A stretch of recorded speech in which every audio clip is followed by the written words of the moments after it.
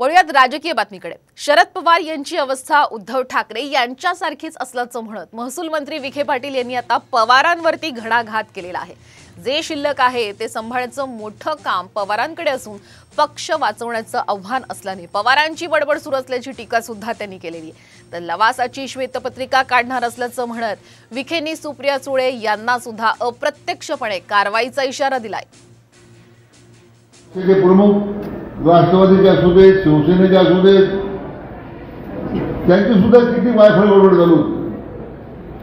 कारण जर आपण भविष्य सांगितलं नाही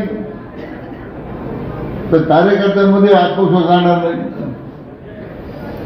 नेत्यांनी जर बडबड केली नाही तर लोकांना पक्षाबद्दल विश्वास राहणार नाही। हे सगळं जे चाललेलं आहे ठाकरे गटाचं किंवा पवारांचं असेल, राष्ट्रवादीचं, पवार साहेबांच्या राष्ट्रवादीचं, हे केवळ आणि केवळ वैफल्यातून फक्त हे मुक्तफळ उधळत आहे।